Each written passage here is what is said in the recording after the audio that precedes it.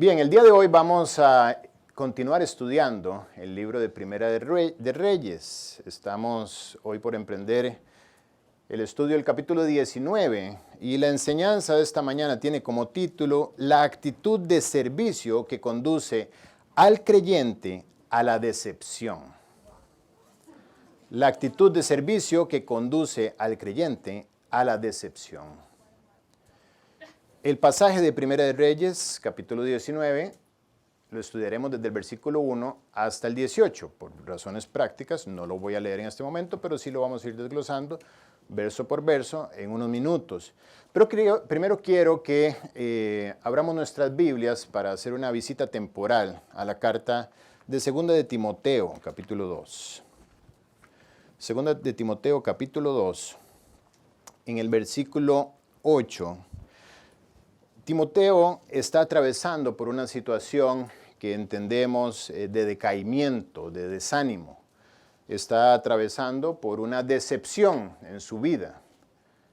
Ha perdido el norte Timoteo.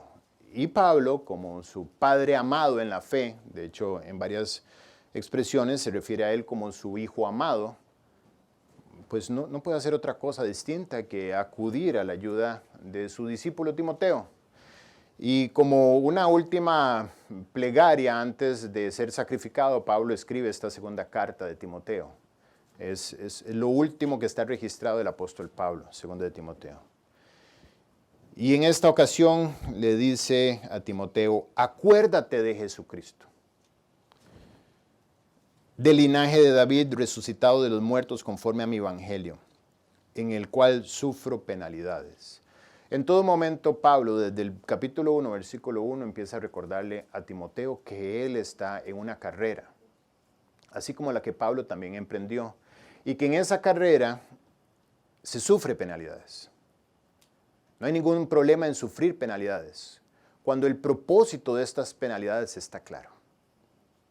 Pero cuando el propósito se desvaneció o se borró de la memoria, las penalidades pierden el sentido. Cualquier acción en tu vida pierde el sentido cuando no tiene un propósito, obvio.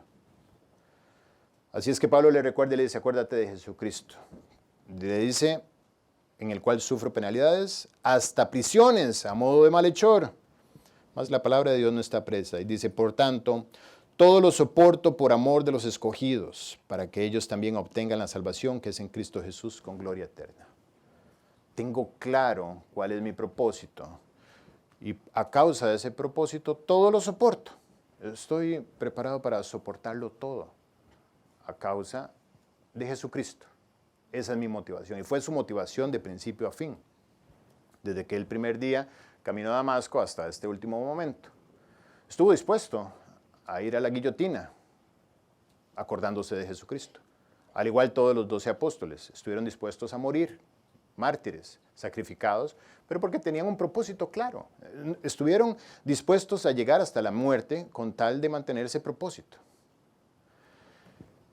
Bien, tenemos a Israel en tinieblas, lo hemos venido estudiando durante varias semanas, atravesando el peor momento de la historia después de que David tomó el trono. Estamos prácticamente 75 años después de la muerte de Salomón, su hijo, después de la división del reino, 75, 80 años después de esos 7 generaciones de reyes han pasado, lo hemos venido estudiando.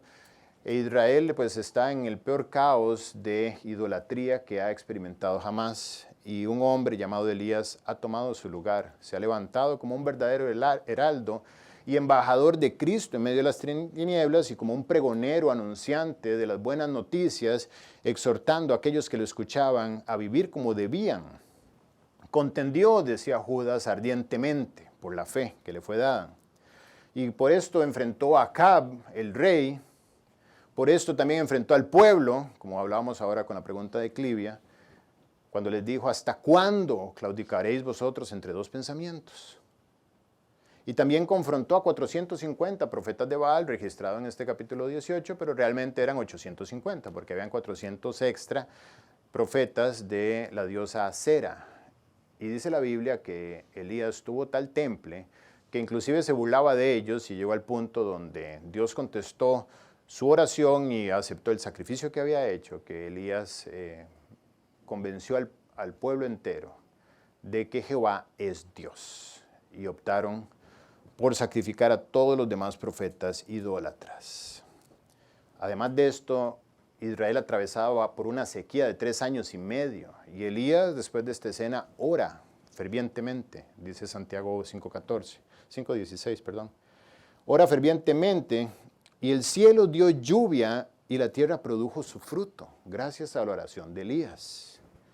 Ha sido un fiel servidor de Cristo, nos ha motivado a nosotros también a emprender un proceso y afirmarnos en el proceso de ser heraldos, de ser predicadores de la palabra de Dios, de atender nuestra comisión de ir por el mundo predicando el Evangelio y haciendo discípulos. Ese es el propósito de cada persona que acepta a Cristo como su Salvador. No hay otro propósito.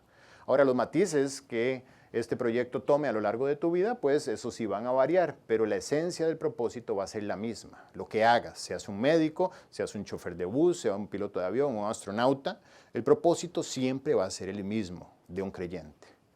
Predicar el Evangelio, uno a uno o uno a muchos, y hacer discípulos, formar a estas personas para que sean seguidores de Cristo. Así es que Elías había cumplido su comisión y qué hombre tan valiente. De hecho, Israel tuvo a Elías presente hasta el momento donde Jesucristo estaba en la cruz y dijeron, calla, que está llamando a Elías, por ejemplo. Lo tenían presente cuando interrogaron a Juan Bautista y le dijeron, ¿eres tú Elías? Porque estaban esperando el espíritu de Elías regresara. Inclusive en el Apocalipsis hay una escena donde 2 testigos se levantan y uno de ellos tiene poder para hacer descender fuego del cielo y para que los cielos no den su lluvia, dice la Biblia. Dándonos a entender que ese espíritu de Elías estaría presente también en uno de estos 2 testigos, el otro sería el de Moisés. El punto es que marcó la historia de Israel como el profeta. Puso su vida, la entregó al servicio del Señor a toda costa, sin importar su cabeza, sin importar los riesgos. Habló verdad. Y ahora ha quedado claro delante de los ojos de Israel que, como dice 1 Reyes 18, todos anunciaron, Jehová es el Dios, Jehová es el Dios. Por lo menos de la boca para afuera el pueblo entero anunció esto. La Biblia enseña que Elías era hombre sujeto a pasiones semejantes a las nuestras. Esta palabra semejantes viene también de un griego, una combinación de 2 palabras, homo-pato. Homo significa igual, pato significa emoción.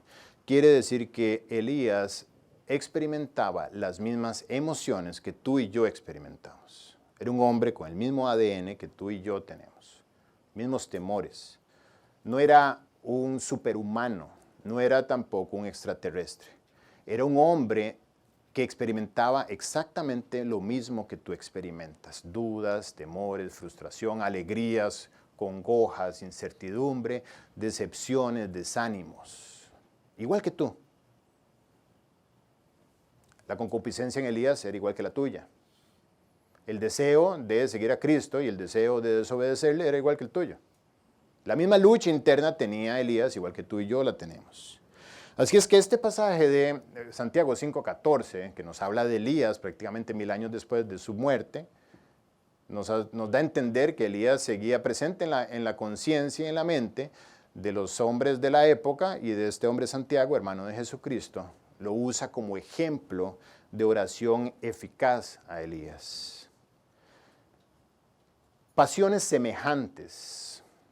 Se usa únicamente en el Nuevo Testamento, en Hechos capítulo 14. Solo 2 veces aparece esta palabra, homopato, en el Nuevo Testamento. Una, cuando Santiago hace referencia a Elías, que dice que es semejante a nosotros, y otra en Hechos 14. Y por supuesto me llama la atención para ver qué dice Hechos 14 y cómo usa esta palabra.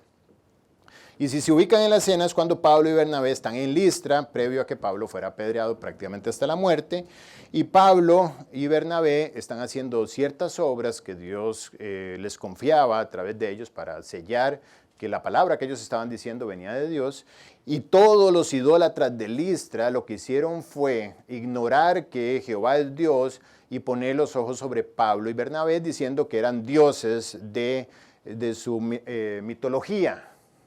Y a Pablo llamaron Mercurio y a Bernabé Júpiter. Es como lo peor que te puede pasar. cuando llegas a predicar a Cristo, que te digan que tú eres un Dios de la mitología. Ellos intentaron detener este caos que se armó en este pueblo, inclusive empezaron a traer toros y guirnaldas, dice el pasaje, para sacrificarlos a los dioses Pablo y Bernabé, o más bien Mercurio y Júpiter. Entonces ellos detuvieron y les dijeron, varones, ¿por qué hacéis esto? Nosotros también somos hombres semejantes a vosotros. Homo pato, somos los mismos, somos iguales. No me veas para arriba, no pienses que en mí hay algo especial. Somos exactamente iguales. Y bueno, más adelante les dice, y más bien vengo a decirles que de estas idolatrías se conviertan al Señor. Pero eso resultó prácticamente en la muerte del apóstol Pablo.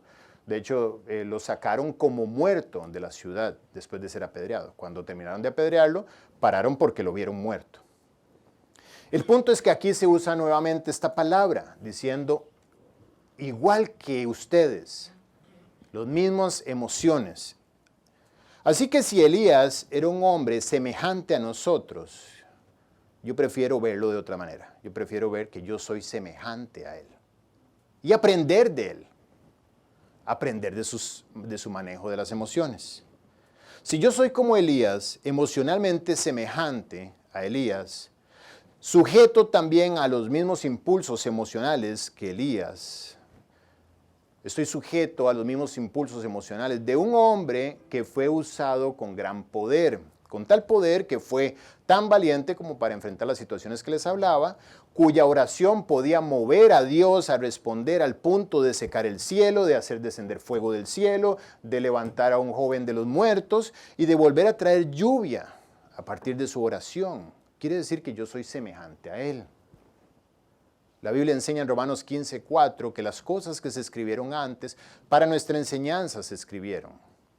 Esto no es para que nos antojemos y digamos, qué increíble Elías, cómo logró él tener tal nivel de comunión con el Señor que el Señor le contestaba, sino para que nosotros aprendamos de su enseñanza. Dice, las cosas que se escribieron antes para nuestra enseñanza se escribieron a fin de que por la paciencia y la consolación de las Escrituras tengamos esperanza.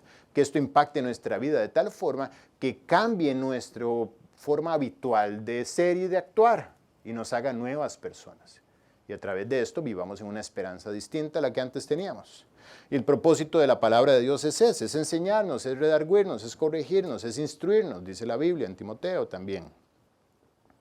Y la vida de Elías hoy también será de gran bendición, como han sido las 2 semanas anteriores, para nuestra enseñanza.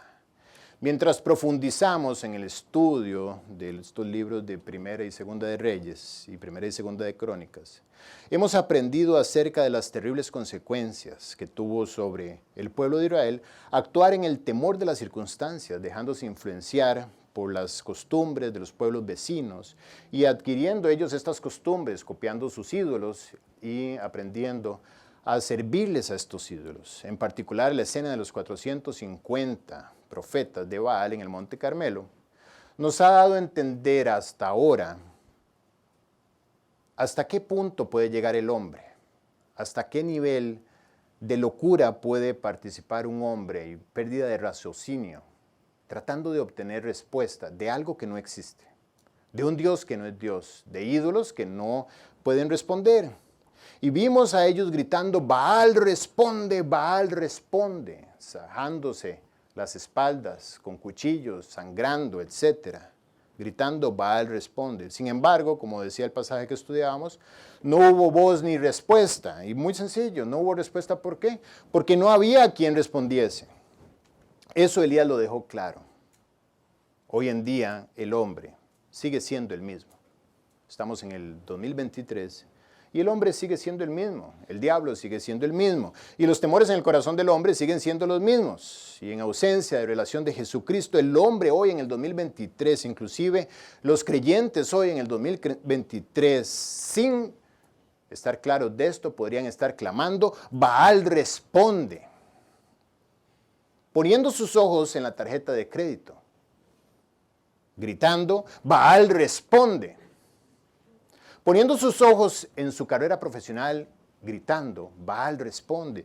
Poniendo sus ojos en sus ahorros, en sus empresas, en sus negocios, en sus contactos, en su inteligencia, podría estar gritando, Baal responde, claudicando entre dos pensamientos. Durante las sesiones anteriores rescatamos el carácter vehemente y fervoroso que un anunciante de buenas nuevas, que un heraldo debe tener para refutar públicamente y en privado a aquellos que demandan razón de la esperanza que hay en nosotros.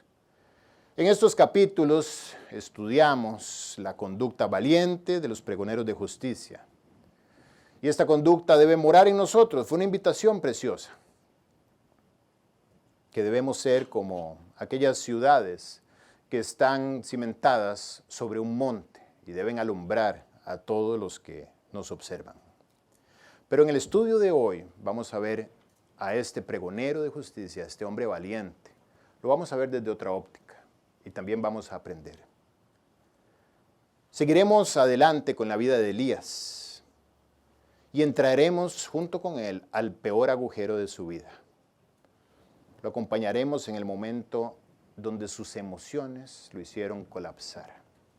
A un hombre que emocionalmente es igual que tú, que enfrentó una situación como las que tú vas a enfrentar o estás enfrentando. Así es que creo que podemos aprender mucho de él, ¿no? Elías había cumplido fielmente el propósito que Dios le puso y ahora ha llegado el tiempo de recoger fruto. Decíamos que Elías había sido fiel en su comisión de guiar a Israel a Dios. Y en este momento de la vida de Elías, pone en evidencia que todos los hombres, después de nuestras acciones fieles, tenemos esperanza de respuesta. Nuestras acciones esperamos que produzcan unas reacciones. Es un principio básico de la física que esperamos que se cumpla. Toda acción produce una reacción y toda causa tiene un efecto. Elías era un hombre como nosotros y esperaba reacción a partir de sus acciones, naturalmente. Realmente esto es lo que nosotros llamamos propósito. Es básicamente el sentido de lo que hacemos. Si hacemos algo, tiene sentido porque tiene un propósito. No tiene sentido hacerlo si no tiene ningún propósito, si no tiene ningún impacto. Así vivimos, consciente o inconscientemente, lo que hacemos lo hacemos porque esperamos algo de ello. Propósito se define como aquella intención o ánimo por el cual se realiza o se deja de realizar una acción. Es el objetivo que se pretende alcanzar, indica la finalidad, la meta o el objeto de lo que hacemos. Y sirve para guiar las acciones y proyectarlas hacia un fin en el cual nosotros estamos de acuerdo en buscar. Así es que por la entrega de Elías, todo el pueblo vio que Baal era falso. Por la entrega de Elías, todo el pueblo vio que Jehová hizo descender fuego del cielo. Por la entrega de Elías, todo el pueblo vio que Jehová trajo la lluvia. Y por la entrega de Elías, todo el pueblo declaró a Jehová como Dios. Y Elías esperaba naturalmente respuesta, reacción a partir de esto. ¿Qué era lo lógico? ¿Qué esperaríamos después de todo esto? Esperaríamos un avivamiento en Israel. Esperaríamos que todo el pueblo vuelva a poner a Jehová en su sitio, que vuelvan a poner el templo a funcionar, los sacrificios a andar, que el rey y la reina se vuelvan a temer al Señor y vaya paz, gozo, avivamiento, gracia sobre todo el pueblo. Y Elías se convierta en un guía espiritual de Israel como estaba pensado que fuera. Eso es la reacción lógica. Sin embargo, las cosas no resultaron como Elías y como tú y yo quisiéramos que resulten, sino que resultaron en todo lo opuesto. Vamos a leer el Primera de Reyes, capítulo 19, ya para entrar en materia. En el versículo 1 dice, Acab dio a Jezabel la nueva de todo lo que Elías había hecho. Jezabel, reina, esposa del rey Acab, y de cómo había matado a espada a todos los profetas. Entonces envió Jezabel a Elías un mensajero diciendo, así me hagan los dioses y aún me añadan, si mañana a estas horas yo no he puesto tu persona como la de uno de ellos. No fue la reacción deseada. No era lo que Elías esperaba que sucediera. Esperaba un avivamiento. Y la reacción fue la opuesta. Y esto nos mete de lleno en este asunto de la decepción. Dice la Real Academia Española que la decepción es el pesar causado por un desengaño. Básicamente es la reacción emocional ante un resultado no esperado. Cuando las cosas ocurren como tú no esperas que ocurran, viene la decepción. No esperabas eso. Esperabas algo totalmente distinto.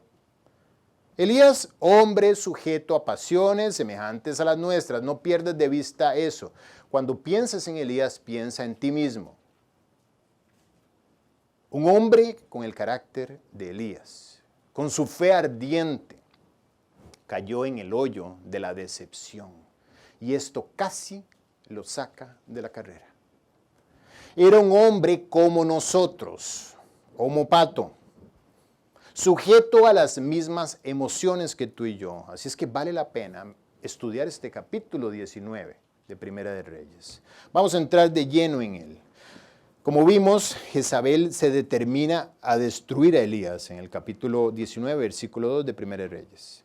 Y dice la Biblia, que viendo pues el peligro, se levantó y se fue para salvar su vida, y vino a Beersheba, que está en Judá, y dejó allí a su criado. Se levantó peligro. Bueno, peligro era una palabra conocida para Elías. ¿Cuál es el problema con el peligro para un hombre como Elías? Ninguno. Pero en este caso particular, el peligro hace que Elías huya. Huyó para Beersheba, al fondo, a la parte más al sur de Israel, cuando él estaba en el reino del norte. Él está yendo totalmente al lugar opuesto de donde está su ministerio. Realmente amedrentado por la amenaza que le han hecho. Algo pasó con nuestro valiente Elías, que estudiamos durante 2 semanas y nos inspiró a ser pregoneros. Ahora vemos a este valiente atemorizado ni siquiera por el rey, sino por la reina. Era una muy mala mujer, eso sí.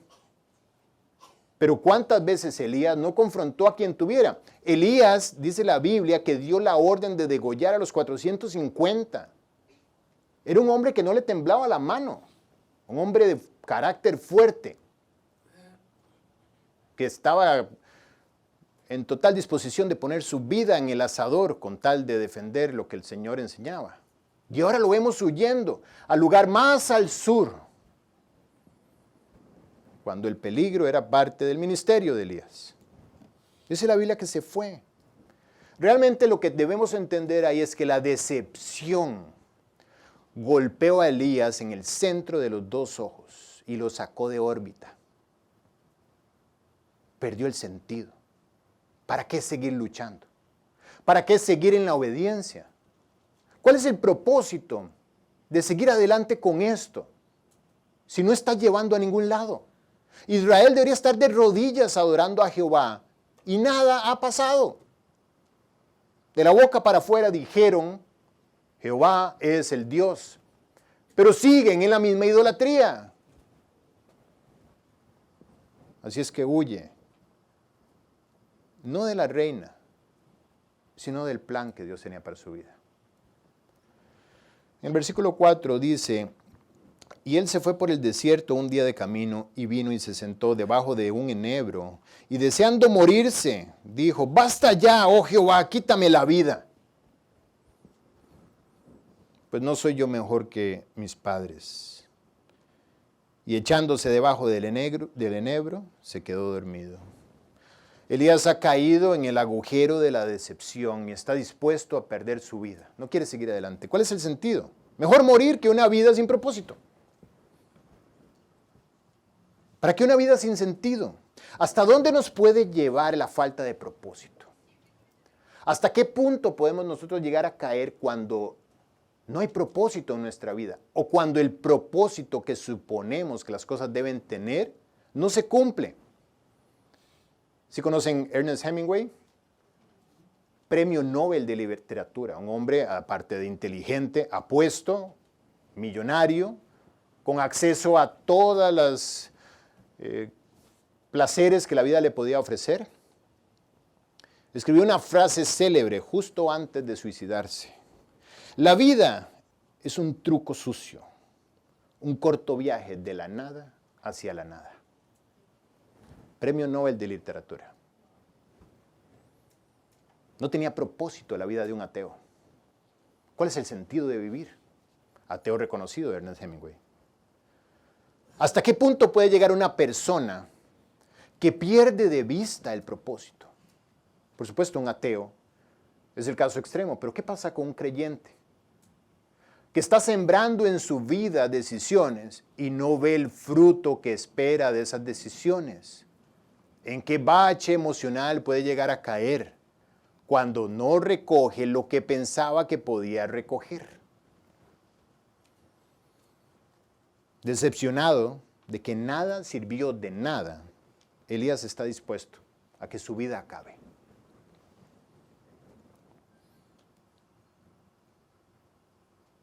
Dice la Biblia que en este momento, luego, dice, y aquí luego, un ángel le tocó y le dijo, levántate y come.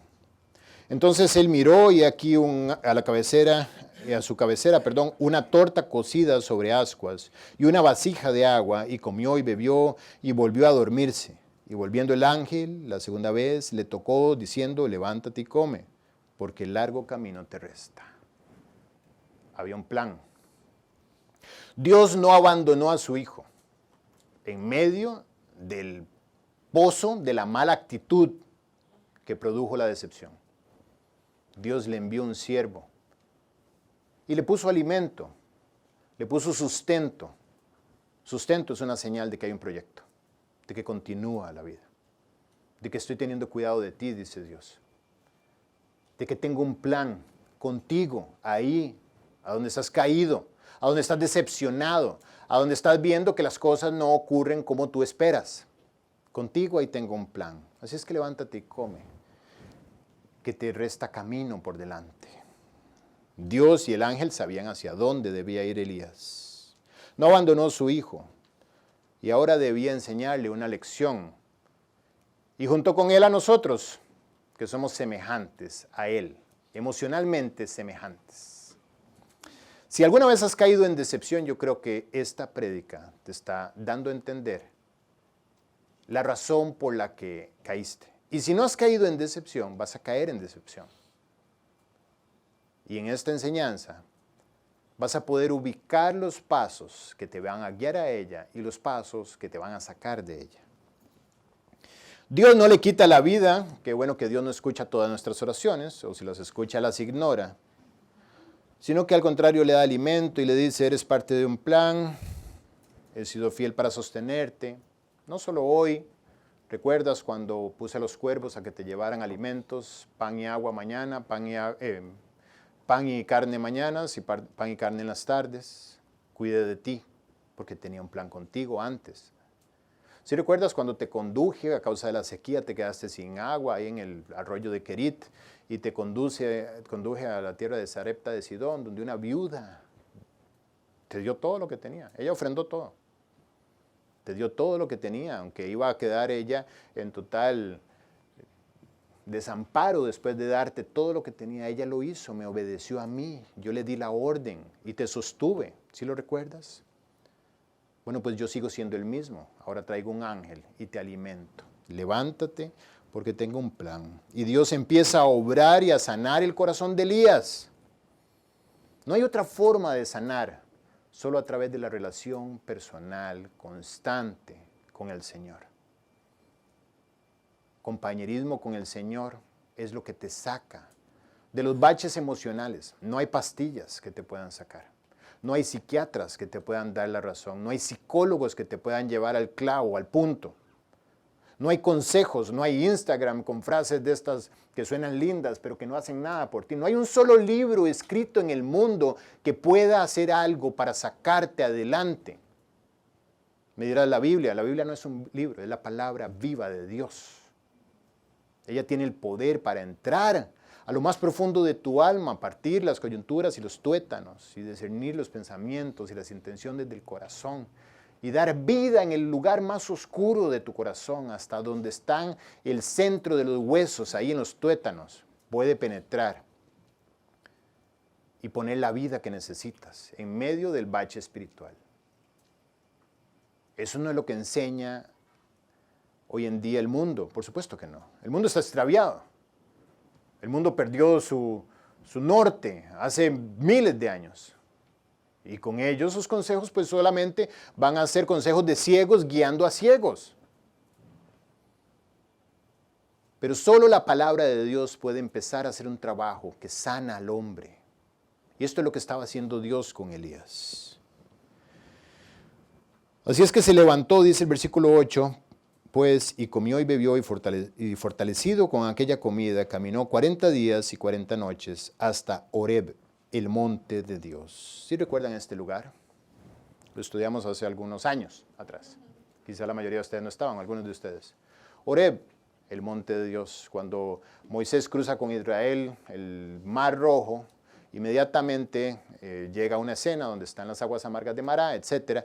Pero Dios los conduce a un lugar donde lo iban a adorar, que era el monte Sinaí, una península que está, digamos, al sur de Asia, una península donde está el monte Horeb. Y es el lugar donde Dios le da la ley a Moisés.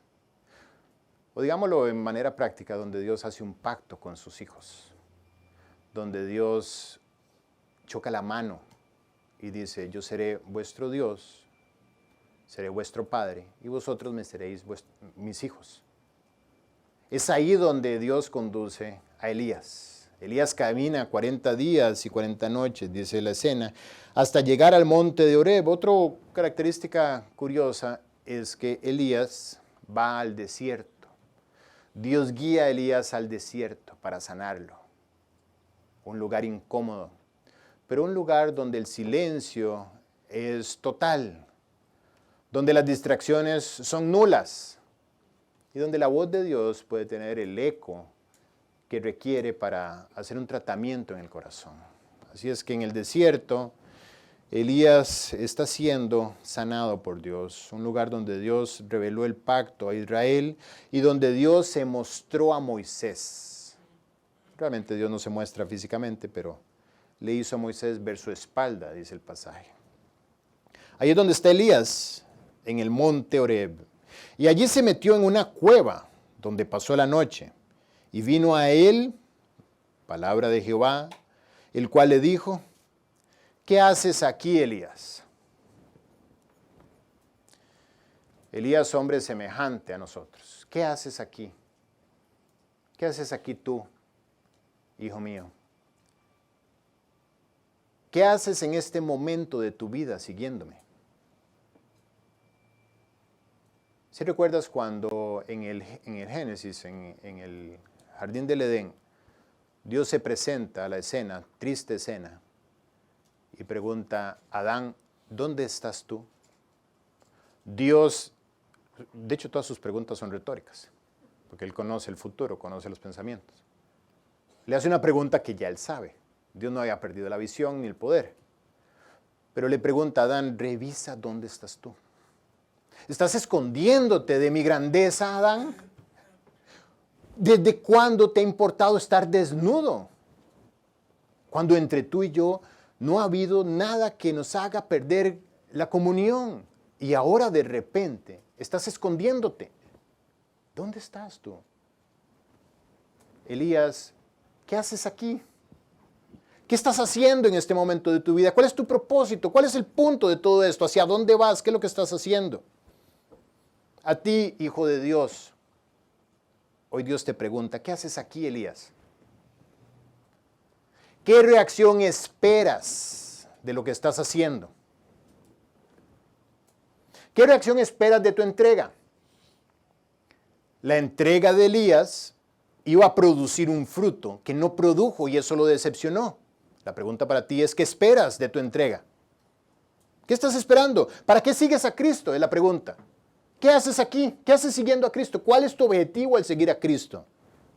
Oye, tú soltero, ¿por qué te estás guardando? ¿Cuál es tu propósito? Escuché el testimonio de una persona que decía, le entregué mis mejores años a Cristo y me pagó con una soltería. Me perdí de fiestas, de novios, de diversión y terminé en soltera el resto de mi vida. Qué visión más cerrada. Qué triste reclamarle a Dios. Te di algo y no me devolviste lo que debías. Y viene la decepción. Padre, ¿para qué enseñas a tus hijos a temer a Dios? ¿Cuál es tu propósito con eso? ¿Qué esperas? Si la entrega, es la pregunta, si la entrega es una acción, si tu entrega es una acción, es la pregunta que te tienes que llevar a la casa. Si tu entrega es una acción, ¿cuál entonces es la reacción que esperas? ¿Qué estás esperando de tu entrega? ¿Para qué estás hoy domingo acá? ¿Para qué lees la Biblia? ¿Para qué te guardas? ¿Para qué oras? ¿Para qué memorizas? ¿Para qué testificas? ¿Para qué ofrendas? ¿Para qué estás en los medios de gracia? ¿Qué esperas a cambio de? Dios nos invita a revisarnos. Él abre la palabra de Dios para escudriñar nuestros corazones.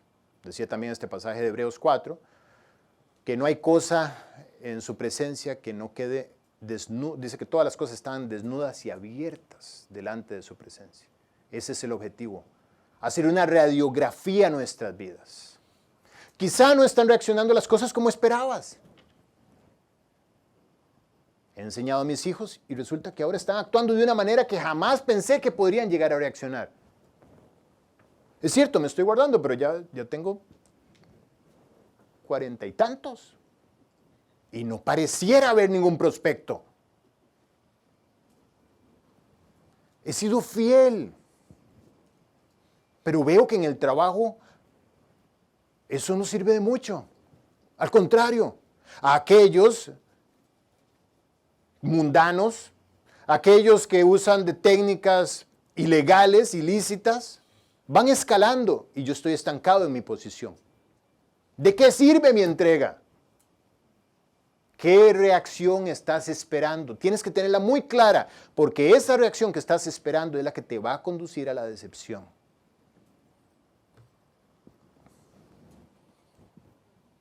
¿Qué haces aquí, Elías?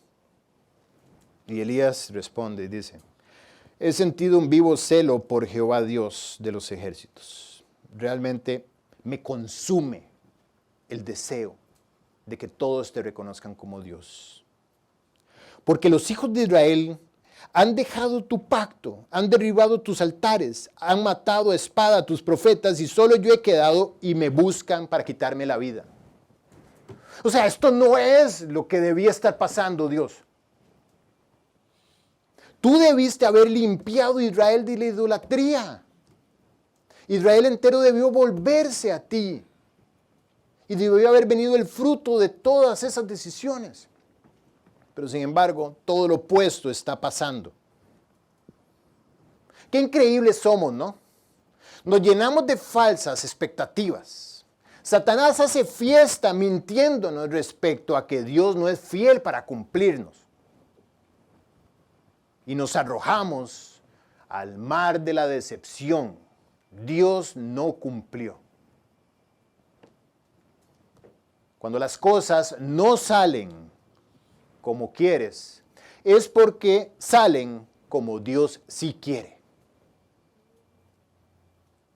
No hay señal más gratificante de que estoy siendo conducido en el plan de Dios que cuando las cosas no salen a mi manera.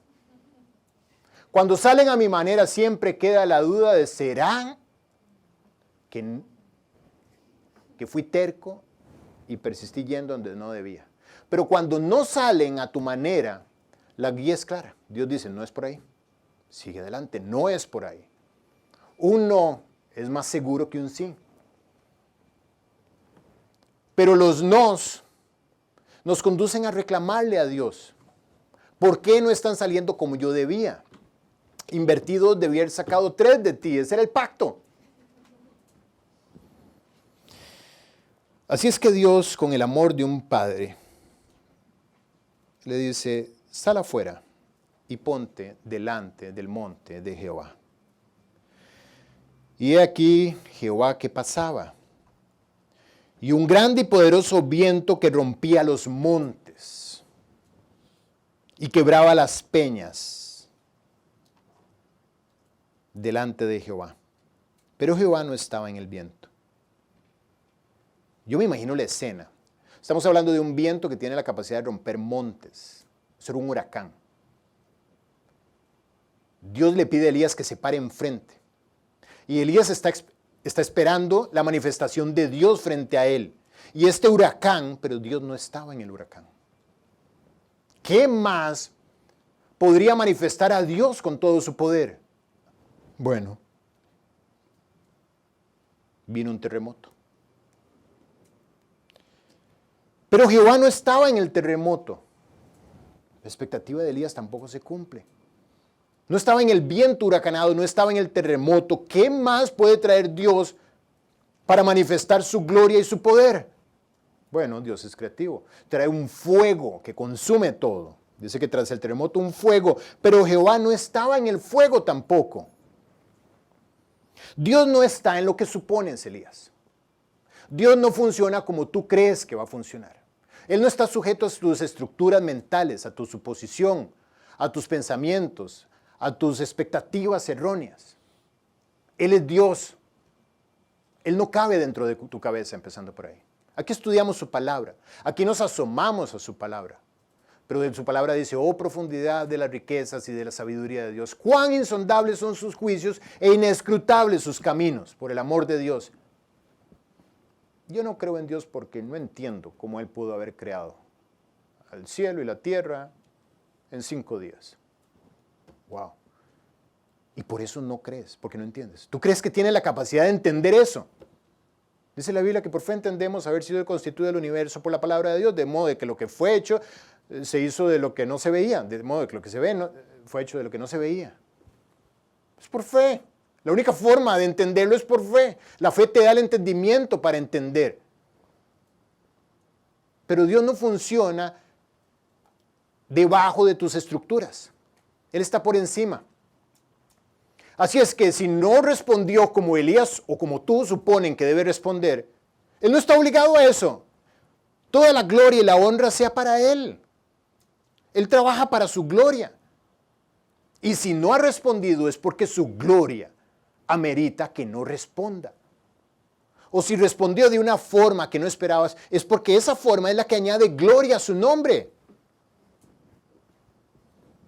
No estaba tampoco en el fuego, y tras el fuego, dice la Biblia, un silbo apacible y delicado.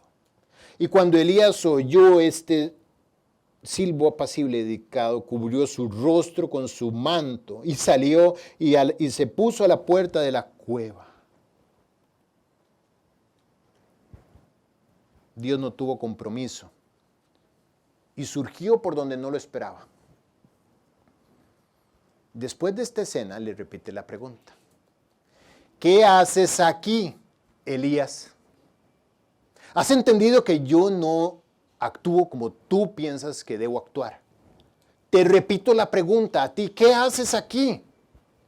Veo en ti, oh Elías, un hombre decepcionado porque esperaba algo distinto de parte de Dios, asumiendo que Dios debió funcionar de otra forma y no lo hizo, y por eso te decepcionas. Acuérdate de Jesucristo, empezamos leyendo. Timoteo, estás desanimado, acuérdate de Jesucristo, por el cual sufro penalidades a modo de malhechor. Pero estoy feliz en la cárcel, porque tengo un propósito claro. ¿Qué merecía la entrega del apóstol Pablo por el amor de Dios? Merecía un retiro digno de un héroe. Merecía moverse en helicóptero y tener 2 carros blindados adelante, 2 atrás, el de él, guardaespaldas. El ser más importante de la historia moderna, el apóstol Pablo. Sin embargo, estaba escribiendo cartas en una celda de 3x3 donde o comía o iba al baño en el mismo lugar. Y ahí escribe a Timoteo, Timoteo, no te avergüences de dar testimonio del Señor Jesucristo. Ten claro cuál es tu propósito. Si estás esperando unas vacaciones preciosas, si estás esperando un aumento de salario, si estás esperando un esposo bien guapo, si estás esperando un nuevo cargo, si estás esperando que las cosas reaccionen de una nueva forma, estás con la expectativa incorrecta. Acción, reacción, tu entrega está en función de algo que tú has asumido que vendrá, que no trae gloria a Dios. Seguir a Cristo no es una acción. Es imposible resolver este dilema. Les planteé hace un momento, si entregarte es una acción, ¿cuál es la reacción que esperas? Ese dilema no tiene respuesta. La respuesta que tú pongas va a estar incorrecta, porque la entrega no es una acción. La entrega es una reacción. Tú te entregas a Cristo como una reacción de lo que Él hizo por ti. Es una consecuencia por haberte dado salvación, ¿sí lo entiendes? Él, para darte salvación, compró con su sangre tu vida. Y Él es tu Señor. Erróneamente hemos dicho, y hay gente que se equivoca con esto. Jesús es mi Salvador, pero no mi Señor. Estoy en ese proceso. Bueno, es cierto, puedes estar en ese proceso si tú crees que puedes estar, pero eso no es así. Tú no puedes decirle, a ver, señor Juan Carlos París, está usted en la puerta, sí pase, pero solo pase Juan Carlos y que no pase París. No puedes entrar la mitad. Pasa el cuerpo de la cintura para arriba, pero te quedas afuera la otra parte. Dice la Biblia que si confesares con tu boca que Jesucristo es el Señor y creyeres en tu corazón que Dios le levantó de los muertos, serás salvo. El Señor Jesucristo, Él es el Señor. Cuando Él te salvó porque dio su sangre para comprarte. Cuando te compró ya tú tenías dueño, eras esclavo del pecado. Y Él con su sangre paga la libertad para que ahora tú lo sigas a Él. No existe, compré tu libertad y ahora, Señor, dame tiempo, ya soy libre, dame tiempo para disfrutar mi libertad y un día iré a tu casa ahora sí a servirte. Eso no existe. Teológicamente es incorrecto. Yo no puedo separar la salvación de la santificación, vienen de la mano. Son una sola. No es opcional seguir a Cristo. Ahora que Patrick me preguntaba qué es un discípulo, bueno, un discípulo es un creyente. Lamentablemente tenemos que explicar que no todos los creyentes son discípulos, etc. Pero eso es por nuestra terquedad. Porque un discípulo es un creyente.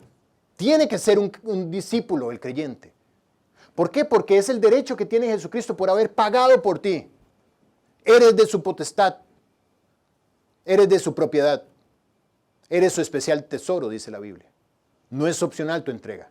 Tu entrega es una reacción a que Él pagó por ti tus pecados. Es que estoy viendo si me entrego y todavía estoy luchando con ciertas cosillas. Bueno, lo que estás es en terquedad. Pero te quiero dar una noticia para que estés claro.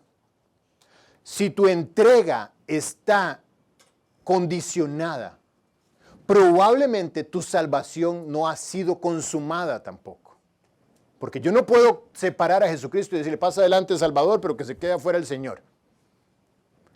¿Al corazón entra todo o no entra nada? Ahora es cierto, en el proceso de santificación y de crecimiento hay días de días, ¿no? Algunos días llegaré a concluir al final del día con la cabeza en la almohada, este día fue fatal, este día el Señor no fue mi Señor. Pero por error, por caída, por tropiezo. No porque voluntariamente tú digas, no, Señor, yo en este grupo de cosas, esto no eres Señor de mi corazón. En estas otras ahí vamos, pero en estas no. Cuando conscientemente yo digo, tú te quedas fuera de mi vida en esta área, cuidado, porque Él es uno. Él te salvó por medio de comprarte, y al comprarte se hizo tu Señor. Y por eso ahora lo sigues.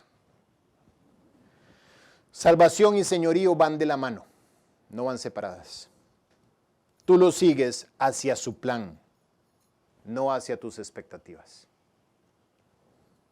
Su plan te conducirá por lugares que a lo mejor algunos se pueden inferir, se pueden suponer, se pueden adivinar. Pero no porque Él esté cumpliendo tu expectativa.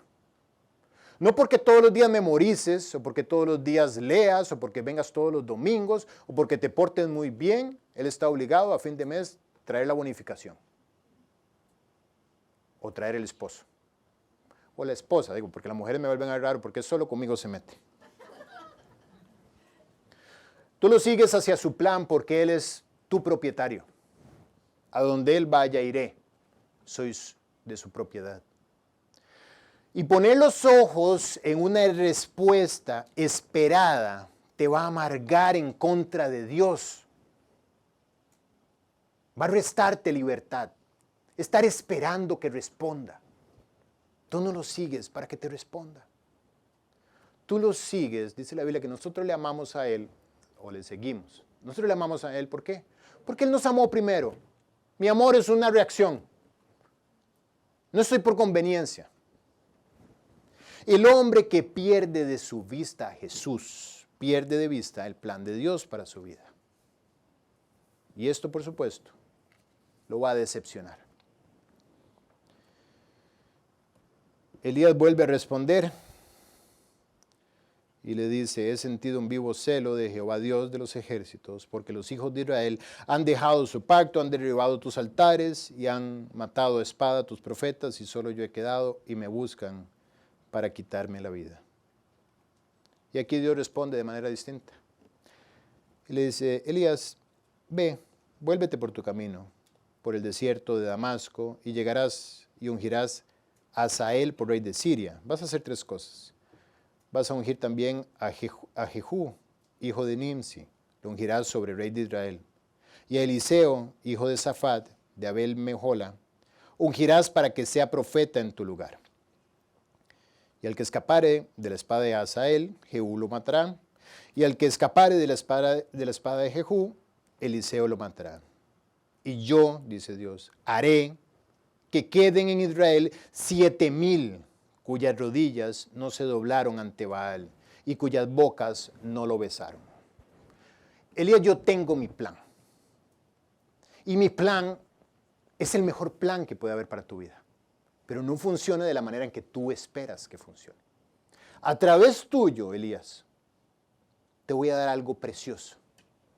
Un discípulo. Y tus sueños van a ser concretados a través de tu discípulo. Las cosas funcionan de la manera en como Dios quiere que funcionen, no como tú estás esperando. Pero Dios dice, yo sé los pensamientos que tengo acerca de vosotros.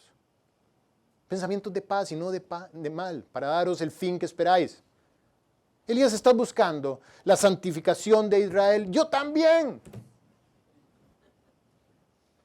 Está buscando que todo Israel me honre, yo más. 7,000 justos me he reservado. Realmente no había un conteo de justos, dice Romanos 11:2.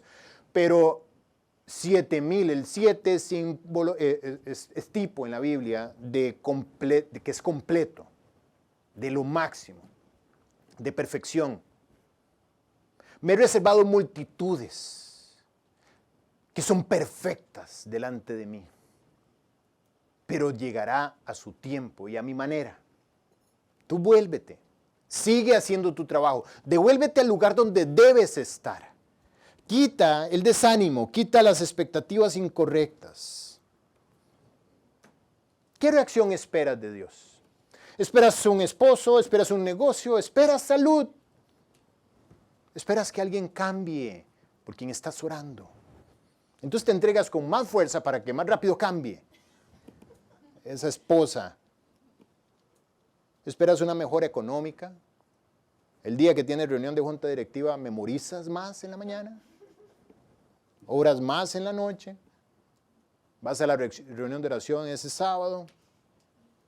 ¿Le añades más leña al fuego para que el fuego tenga más calor en tu entrega?